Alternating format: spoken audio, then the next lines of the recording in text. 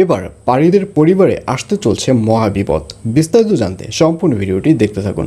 আসসালামু আলাইকুম প্রিয় দর্শক, সবার কি অবস্থা? হাজির হয়ে গেলাম দীপ্ত টিভির নিবেদিত দেনাপাওনা নাটকের ৬৭তম পর্বে। কিসব ঘটতে চলছে তার অগ্রিম খবর নিয়ে এই পর্বে আপনারা দেখতে পারবেন।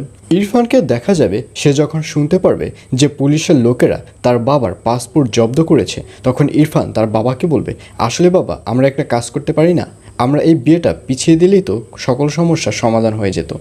তখন ইরফানের বাবা বলবে, না, এই বিয়েটি কিছুতেই পিছিয়ে দেওয়া যাবে না।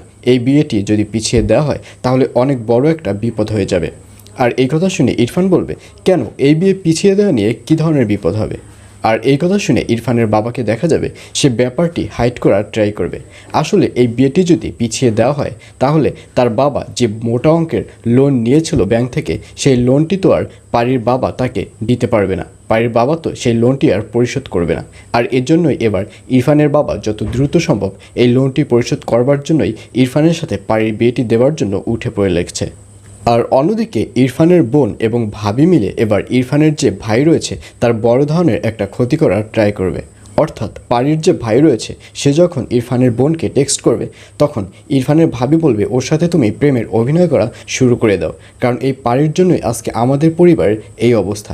এই পারীর জন্যই আমরা আমার ভাইকে বড় স্থানে বিয়ে দিতে পারিনি। আর এর জন্যই পারীদেরকে আবার নতুন করে অপমান করার একটা প্ল্যান খুঁজে বের করতে হবে। আর সেই প্ল্যান হিসেবে আমরা এবার পারীর ভাইকেই কাজে লাগাবো।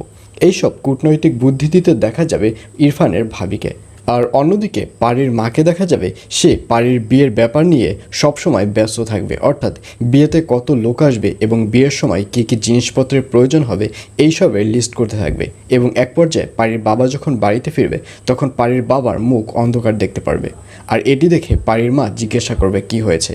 কিন্তু পারীর বাবার সাথে ব্যাংকে যে কথাবার্তা হয়েছে, অর্থাৎ পারীর বাবা ব্যাংকে বসে যে অপমানিত হয়েছে, যে লোনটি তাকে দেওয়ার কথা ছিল সেই লোনটি যে তাকে আর দিবে না, এইসব ব্যাপার নিয়ে পারীর বাবাকে দেখা যাবে সে বিশাল এক টেনশনের মধ্যে পড়ে যাবে, কিন্তু কোনো কিছুই পারীর মাকে শেয়ার করবে না। আর এছাড়াও থাকবে আর আশ্চর্য সকল ঘটনা। সুতরাং সবাইকে দেনা পাওনা নাটকের আগামী পর্ব দেখার আমন্ত্রণ রইল।